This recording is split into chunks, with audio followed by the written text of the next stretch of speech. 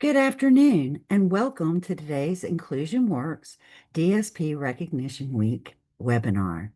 Before we get started, here are a few reminders about the webinar technology.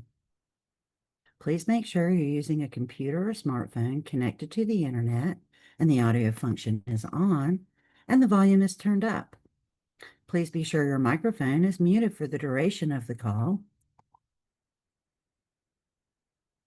Questions can be submitted anytime during the presentation using the Q&A feature located on your control panel.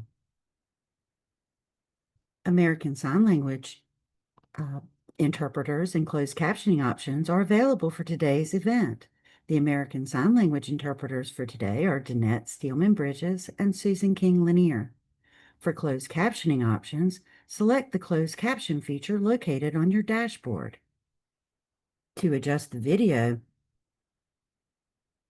layout and screen view, select the View feature located in the top right-hand corner of your screen and choose the view that works best for you. Today's agenda topics include introductions and a few words from Kelly and a panel discussion. At this time, I'd like to turn it over to Kelly Crosby, Director of the Division of Mental Health, Developmental Disabilities, and Substance Use Services. Hello, everyone. Can everyone hear me? Yes, Yes, we we can hear can. you, Kelly. Thank you. As you can see, I'm in a car pulled over by the side of the road. So I just want to make sure that my phone is working okay. But I didn't want to miss this. And I'm so excited to be here today. First, I want to say a really big thank you to all the direct support professionals who are joining us today. And for those of you that have friends who are DSPs and DSPs that work with you and your family and they can't be here because they're doing their good work, please give them thanks from all of us at the department and at the division. So really excited to be here today. I want to remind folks to look at, if you haven't seen it, the governor's proclamation. So he is honoring Direct Support Professionals Week. So that's really exciting when you get a governor's proclamation, but he understands the importance of direct support professionals in the lives of North Carolinians every single day. And so please know that he supports and recognizes the great work of direct support professionals. So I'm super excited today. In a minute, I'm going to turn things over to some of my favorite direct support professionals who are actually our team here. And they've got folks from the field as well. But I want you to know that a lot of our team here at the division, especially on Ginger's team, are actually have been direct support professionals throughout their career. And all of them will tell you what a joy it was, but also realistically what some of the struggles are. And so even as we celebrate today, want to let you know that we continue as a division to work on our direct support professional workforce development plan. We're really dedicated to making sure that direct support professionals are seen as a recognized and wonderful career, the career that it is, that we're creating pathways for folks in high school to understand what it means to be a direct support professional, that folks can get a certification as a direct support professional. They can carry that with them so they don't have to get retrained everywhere they go. We have opportunities for advanced training. Hopefully folks noticed that we did our advanced training courses through 2 community colleges and they filled up already and there's wait lists. So I want folks to know that there's advanced certification training for direct support professionals in North Carolina. We're trying to couple that with wages that make sense so people really see direct support professionals as a career path. Because honestly, what a noble and amazing profession it is, right? All of us have direct support professionals in our lives. I had direct support professionals take care of my son when he was a baby, take care of my grandmother as she was older. And what we're honoring today are really direct support professionals that work with our loved ones with intellectual and developmental disabilities. So please know we support you, we love you, and we don't just want you to think, we think we're doing a great job because we have a recognition celebration. We want you to know in this recognition celebration that we appreciate you very, very much, but we will continue to advocate, do our very best with the policy levers we have, the financial levers we have, to try to support the growth of the direct support professional workforce here in North Carolina, to honor it, to make sure it's paid a fair wage, that it is the career path, it has a career path, and it is recognized in value for the great career that it is. So thank you all for joining us today. And I'm going to turn things over, I think, to Kara, to more of our marvelous team here at the division. Thanks a lot, everyone. Thank you so much, Director Crosby, and good afternoon, everyone. My name is Kara Goyel, and I serve as one of the IDD consultants here within the Division of Mental Health, Developmental Disabilities, and Substance Use Services. Today, I have the great pleasure to moderate our panel discussion. So I'll begin to invite our 5 panelists to come on camera, and we will begin our introductions and jump into some of the pre-planned questions that we have. First, I will introduce Kaylin. She works in the employer of record model. She has about 5 years of experience in the field, and some of her personal interests. She's an avid bookworm, and she loves all things creative and walking her dog. So welcome, Kaylin. Thank you for being here today. We're so excited for you to participate in our conversation. Next up, we have Lauren. Lauren works in a day program and has nearly 10 years of experience in the field. She started as a one-on-one DSP and was later promoted into a program lead. She has experience in nursing homes, group homes for adults with IDD, and she's also volunteered in hospitals and nursing homes. She is really drawn to active, dynamic environments, and she loves spending time outdoors. Welcome, Lauren. Next up, we have Jennifer. Thank you so much for being here. Jennifer works in a state-operated facility where she serves individuals with IDD. She has over 18 years of experience and started as a healthcare technician 1 in a direct care work role, and then she was advanced into a healthcare tech 2, where she has been providing supervisory responsibilities to guide staff, oversee various routines, and ensure quality and safety for the individuals that she serves. And fourth up, if you'd like to come off camera, panelists, that would be great. We have Rebecca. She works within the medically fragile specifically population, where she serves in a 24/7 facility for children and adults with IDD.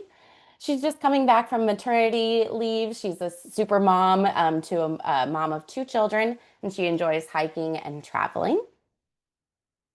And then lastly, our 5th panelist for today that we'll get to hear from works within the vocational space. She has over 35 years of experience within the disability services field and has been at her current company for 21 years. She's worked in a variety of settings and has a passion of working with individuals who to really gain that community work experience. She loves reading and spending time with her grandkids and shopping. So thank you all of our panelists for being here. We're going to jump into some questions and just kind of round robin style. Feel free to come off mute and participate in the conversation. So I guess to get us started, I'm curious, how did you come into your first IDD role and the position? What drew you into this line of work?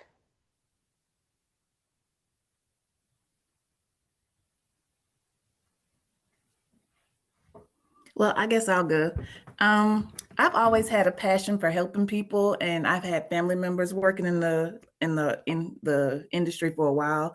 So I thought maybe that'll be something great for me, and I love what I do. I love that, Jennifer. Work is easier when you love it. Mhm. I had a family member that was severely sick. I was 16, and after being a caretaker for him, I decided that it was a passion and it was something that I had to carry along with me for the rest of my life. So it led me to where I was. I would say I got into this through my mom. She was in the support field for a long time, and it just kind of rubbed off on me and my sister. So following in her footsteps. Okay, I go. I have a desire to help people. I'm a very compassionate person, and I just like to help people achieve their goals and be successful. Hi, I actually started in Idaho at a group home, and my brother-in-law was working there, and I just figured out that I clicked really well with all of the residents, and yeah, it became sort of a passion to just help people. Well, I love that, and it sounds like the common thread between a lot of our panelists is a family connection or community connection, or just really those personality traits that you have that really drew you into the field. So I appreciate you sharing that. We might have some folks with us today that aren't quite sure what a DSP does throughout the day. And I know we did a quick overview of the different settings and the variety of representation we have today. But I was curious if you could share what maybe a typical day might look like, if that exists for you, or what is an average day in your current role. An average day for me is going out in the community, meeting with my clients at the job site, just ensuring that they are completing their task.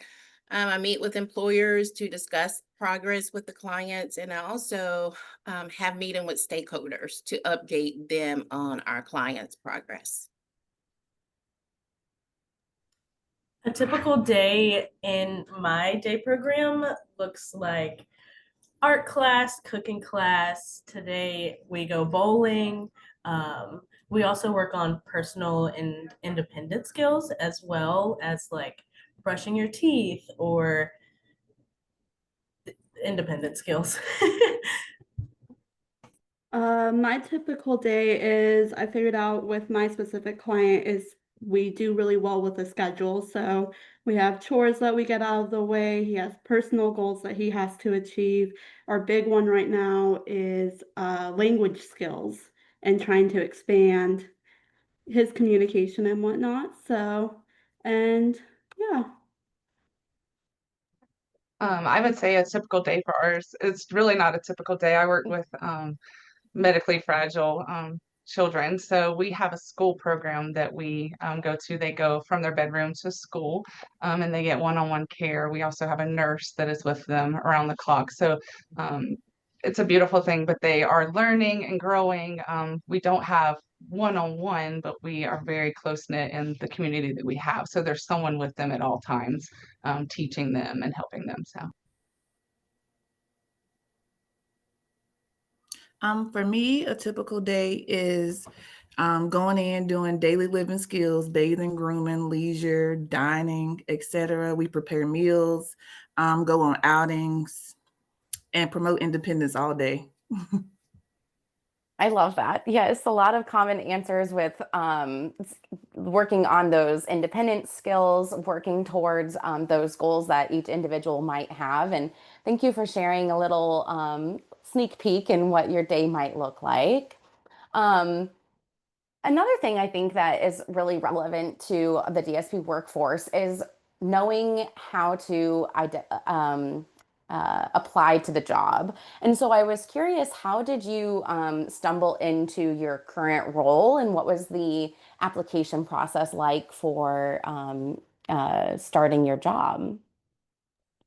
So I actually applied when I moved here to North Carolina. I found it on Indeed.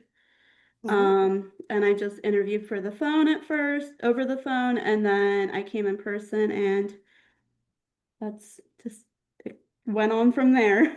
Okay, very traditional job application process for you, Kaylin. Thanks for sharing. For me, it's kind of funny. My sister works at a neighboring day program that we share a building with. So she kind of put in a good word for me. And I also applied online, and I went through, I would say it was like strenuous trainings. I went through quite a bit of good informational trainings first. And then I did like an orientation. I toured our day program here, and I got to meet the person that I was going to work one-on-one with and kind of introduce ourselves and get ready for working together. So Oh, I love that. You're able to meet with the client. That's really great. I actually, it was in the paper, so that's equivalent to online now without telling my age, but it was in the paper. I had finished high school. Like I said, I'd worked with my grandfather and wanted to help people. So I saw it in the paper, and then 3 days later, I saw this huge sign on a main road, came in for what I thought was a typical interview. And 15 minutes into the interview, they took me downstairs for about 4 hours and let me just observe, which was amazing. I think that that was a huge thing for me and anyone coming into the field, because you really don't, a lot of people don't understand what it is. So that was beautiful. And then we had a lot of onboarding training after that. But that initial 4.5 hours, when you weren't expecting it, they were like, "Can you stay a little longer today?" But it was very well worth it for sure. Like Rebecca, I saw, I found the job in the paper as well. So I submitted my resume. I got a call within 2 days. The interview went really well, and I think one thing that kind of like helped me a lot is I had some experience working with the IDD population, and that's something that they were looking for. And I've been here 21 years later, so Working out. yes. For me, like Rebecca said, showing my age, it was a paper application, no online. So my aunt brought me the application. I applied, went in, did a tour, and I loved it. And they called me very soon. Well, I love that. Thanks for sharing, everyone, especially the paper application and thinking about ways for us to recruit new DSPs to the field in an evolving world now with technology. I really appreciated the other theme that popped up was the tours, and really that exposure to making sure before you get started and accept the job that you had an understanding of the population there at the location you're working at. And I think that's really great. What is something that you enjoy most about your job?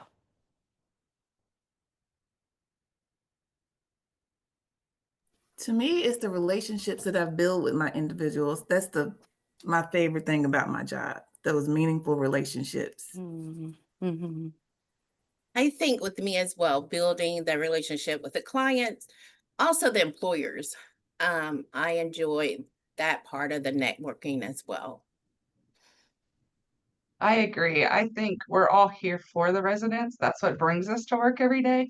But I think when you really get that team, it's the community that you have, it's the people that you have, and you leave and you clock out, and it's like, yes, we accomplished this. Whether it's small or big, you Right. accomplish something every day all together with the residents and each other. So I think that's 100% correct. I would say I really enjoy learning. Um, every day I come to my job and I definitely have something new to take away from that day, big or small. Mm-hmm. For me, it's the creativity of the job. Like you're always having to switch things up and figure out the right way to do one thing. It's different every day. I also like enjoy incorporating like arts and crafts and cooking and stuff like that into the everyday. So, yeah. Yeah, I will say I love being on my feet. I love being on my feet. I love meeting new people. I love learning from people. So, same.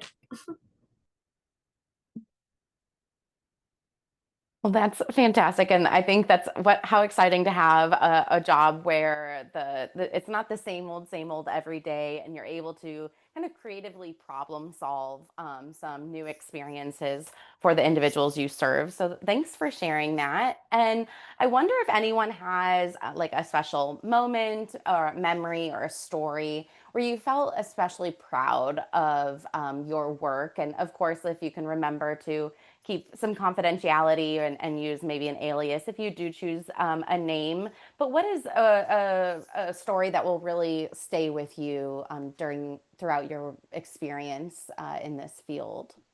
I don't have a specific moment, but it's kind of like how Rebecca covered like accomplishing things every day.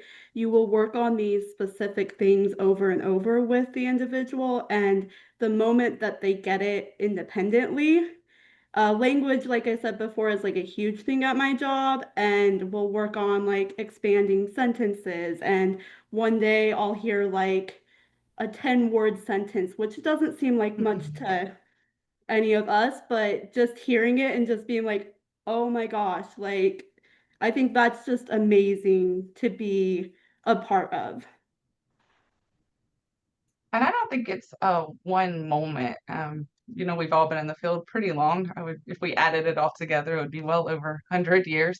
I work with medically fragile children, and every year we have a graduation for them, where they graduate from one grade to another, from their day program, from their school program that they attend. And it's beautiful. The families come, and it's a big thing. It's huge, balloons, pictures.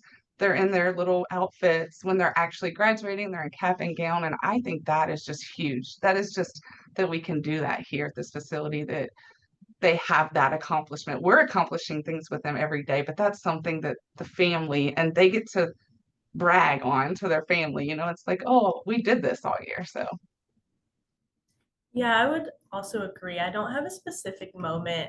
Um, my people make me proud every day. They communicate to us really well when they need something, or watching simple progress is inspiring from them because they get so proud, and it is something to be proud of. So I agree. I don't have a specific moment. Just proud of them every day. I think I don't have a specific moment. I think with the clients that we serve, when they gain that competitive employment is a highlight, and just seeing them, okay, even it's a part-time job, but it's something so big for them. And that's just a highlight for me. Just seeing them, gain that employment is so special. Mhm. The same as they said, it's not a specific moment, it's just everything that they do. Um, we get a lot of individuals that leave and go to group homes. So seeing the way they were when they came into how we help them into getting into the group home, that's major for us. Absolutely. So it sounds like just those progress points and being able to measure success and then celebrate the success that individuals have within each one of your settings is one of the parts that you like about your job. So that's really, really inspiring for us to hear, and kind of at the heart of what you do. So thank you all for sharing that. In this role, what skills have you developed that maybe you didn't expect that you would have to use in your everyday job? I'll start on that. We work alongside with nursing, music therapy, physical therapy. So I catch myself outside of here, like feeling like I've gone to school for that. There's so many skills that you do learn. I mean, I came in not experienced with anything other than caretaking. And over the 25 years, have grown. I literally have a little bit of everything. I could probably pick up a piano. I could teach a little bit about splints and how they're made. So I think that it's a beautiful thing because you're so encompassed with everyone and you have all this knowledge that's given to you while you're in that role. Yeah, I'll piggyback off of that. Being the program lead here, I plan weekly outings. And boy, have we done so many things I wouldn't have otherwise done if I wasn't here. Like, I could tell you every species of bird that comes across my eye. We really love nature here. That's a big thing. Another kind of silly thing that I've learned is to not care about what other people think. My people here are so confident and just go through their daily life like it's their own world in the best way, because it is. People aren't really looking at you in the way that you think. Work on yourself and you'll be happy. Don't worry about what others think of you. I think my biggest thing, and it's a really good life skill, I think, is focusing on the positive, just because there's going to be days that are hard. So just like focusing on the positive and just really just remembering that the good outweighs the bad always in any situation. So that has really helped me.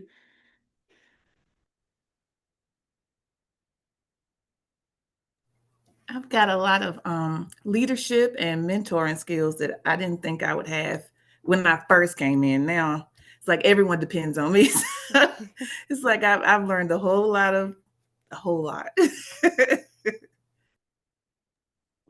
I guess with me is observation. I always been very observant, but being with this company for 21 years, I can go to a job site and I can kind of like pick up if something is going on, if the client is having a bad day, or just picking up those little details of working with the client. Mm-hmm. Mm-hmm. I love hearing the skills that you have developed in your work experience and how exciting it is to have some unexpected skills pop up. During maybe some challenging days, what keeps you motivated in your role? For me, it's knowing that someone is dependent on me. That keeps me motivated every day. Mine goes back to the, oh, sorry. You're good. Mine goes back to being positive. Also, I think it's really helpful to put yourself in their shoes, and see where other people are coming from, see why they're upset, and then just remembering that you need to just be the one to like make it a positive experience. With me Yeah, is, yeah, I'm sorry, You're reminding good. reminding myself of the bigger picture. Mm. Yeah. Yeah, I definitely agree with you guys as well. I also, what keeps me pushing is tomorrow's a new day. You know, if we didn't accomplish something yesterday or today, we can always try again tomorrow. I agree. I think the residents that we work for, that's a huge one, but also the team. Like I hate to keep going back to the community, but I feel like when you have that team in that community, it just kind of makes it all make sense, makes it all work, that just kind of seamless. Well, that's great. Thanks everyone for your input on that question. Um, when you tell folks that you're a DSP or you work in the IDD field, what's something that people often misunderstand about the job that you do? I think they think it's just basic care, but it's not. We're supporting like a full, meaningful life, like everything. Mm-hmm. I would say, in my experience here, people think it'll be hard, um, in terms of people having behaviors or getting upset, when that's not the truth. There are 1,000 good days that outweigh one bad moment. What I come across is a lot of people will use like what they see on media and TV and movies and think that's it when it's really a broader spectrum on the services we provide. And it really is dependent on just the individual we are working with. With me on the job site, we're just not there to watch the individual work. We're there to provide coaching, assist them with, learning how to have natural supports on the job, learning their task. We're just not there watching them. I agree with all of it. When I first started, my family thought I worked in a nursing home, and I think that although that's a beautiful environment, it's totally different than what we provide. We're not just providing direct basic care. Like we are doing every bit of life with these residents. Like we're living life with them. Every day that we clock in, we are alongside of them. It's not just that basic care. Mm-hmm. Mm-hmm. Well, thank you. Those are great answers, and I can see how, like one person mentioned how media represents kind of a really basic view of what this job might be, and it's much more wide encompassing. What would be a piece of advice that you might give to a new DSP who's just starting out? Advice I would give is to stick to it. You know, change can be hard for everyone, so give yourself grace. Mine is jump in. Jump in. No matter what experience you have, little or 20 years, jump in. There's going to be someone rooting for you. There's going to be someone holding your hand. And if you jump in and give your all, you're going to learn so much, not just from the residents, but from the facility that you work for. There's always training, always growth. So jump in. Mine would be patient and flexible. All clients don't learn at the same pace. It takes time, but you would begin to see some progress. So just being patient. I agree with Denise, being patient. Give yourself time to learn and grow. Ask questions, as many questions as you can. I agree with all of you. I think it's really important to be patient and just stick to it, because once you do get the hang of it, it is so fulfilling just being a part of it. Awesome, awesome advice, everyone. How has being a DSP impacted your personal life or growth, if it has? I would say I am a much more understanding person now, like an accepting person. I think you tend to make like judgments off of people a lot of times, and I mean everybody does it. And I think working in this field, you just kind of are just let people do their thing, like just go with the flow, I guess. Yeah, I would agree with that. I tend to put myself in other people's shoes now that I have this experience, and it's made me a lot more understanding, for sure. Mhm. It has taught me patience and also empathy. I would say being grateful for the 25 years, just being grateful. It teaches you that no problem's too big, that we can all handle it. And also what I've gained is that family. You hate to go back to that, but you have a 60-year-old or 18-year-old that are your best friends that you work with that you have nothing in common with. But the Right, common is that yeah. you care for these people. And so you find yourself, they're your family, years later that you wouldn't talk to at Food Lion, but they're your family. So I think that that's a huge thing that you gain outside of the residents is that community. Mm.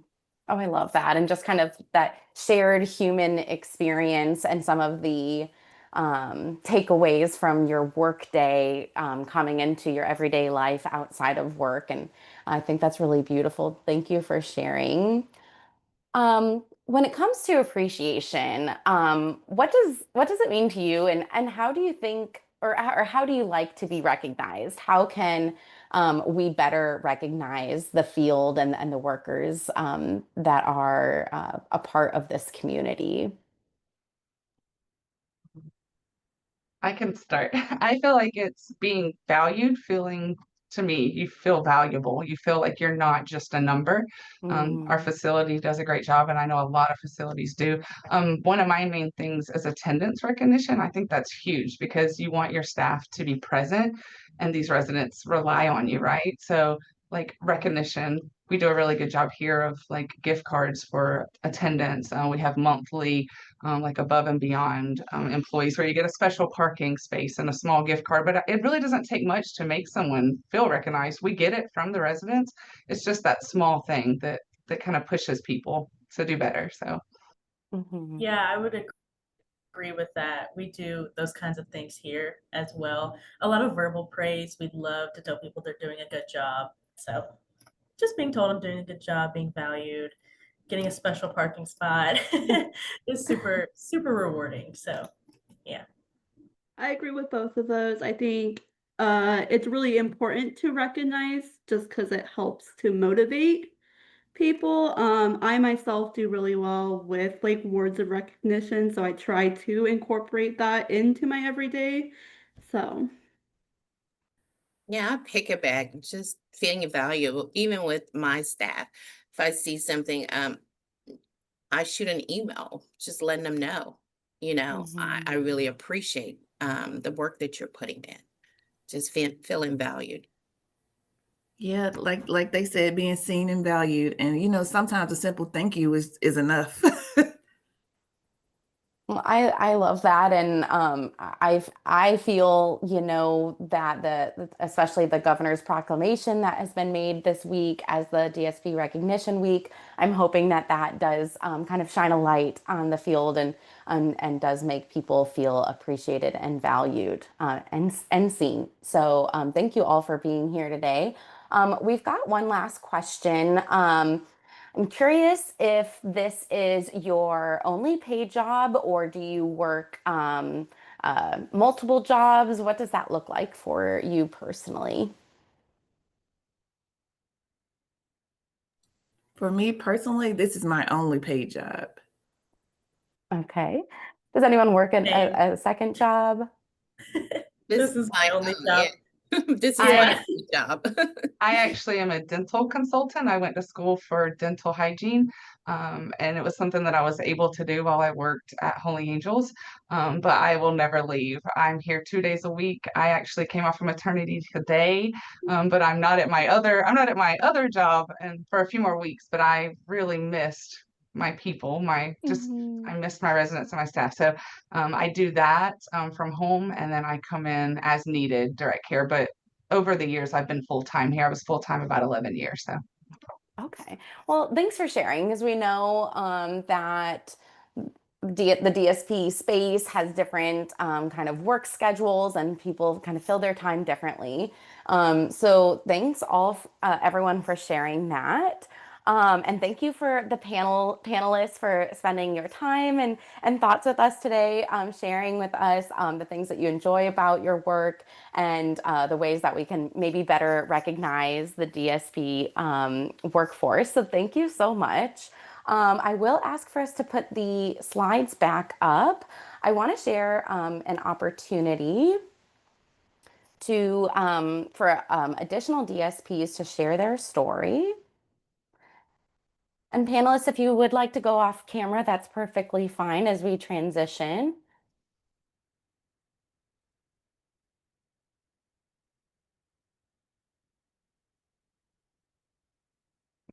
Well, while the slides are being brought up, I wanted to talk about our DSP survey that we have shared in the hot topics, and it'll also be here on your screen as well as shared in the chat. Yes, this slide here. We would love to hear your story. If you're a DSP that maybe wasn't invited here to be a panelist, we have a QR code here on the screen to complete the survey, as well as a link in the chat where we are doing a social media campaign promoting the different positive stories from the field, and we would love to hear your story. So either click the link or scan the QR code on the slide to share maybe a piece of your perspective with us. We'd love to hear from you. And then we'll go to the next slide. I will introduce our Chief Clinical Officer over our section, Ginger Yarbrough, to provide some closing remarks. Hey, thanks, Kara. My name is Ginger Yarbrough. I am the Chief Clinical Officer for IDD, TBI, and Olmsted here at Division of Mental Health, Developmental Disabilities, and Substance Use Services. So my experience, as you can see, is I started 25 years ago as a DSP myself while I was in college, and it's one of the hardest but most amazing jobs that I have ever had in my life. I just want to thank the panelists for participating today. Like I said, it's one of the hardest, and you really don't get into this field for fame or glory. And just from your responses, we can see how invested you are in helping people succeed and just live happy, successful lives, however that looks for them. Before we close, I wanted to take a moment and recognize the incredible work that's being done out there. You're not, as a DSP, you're not just supporting people with daily tasks, but you're helping them build their lives in the community on their own terms and build relationships. And often you are the lifeline for people in the community. So I don't know how you don't become emotionally invested in those people's lives. We're seeing more opportunities for people with IDD to live, work, and thrive in the community, which is why DMHDDSUS has invested in the workforce. None of this work happens without our DSPs. So if you have not already looked at the DSP Workforce Work Plan, please do. It has been updated, and we try to keep it as a living document so that you know what's happening in that workforce space. So, and I will just wrap it up and just say again, thank you for your professionalism, your problem solving, and your commitment. And now I'm going to hand it over to Dina to wrap us up. Thank you, Ginger. The recording and presentation slides for today's event will be posted on the Inclusion Connect's website. The link is included in the chat box. There will be a brief survey following today's webinar, and we would appreciate your time completing it. This concludes our webinar for today. Thank you for attending.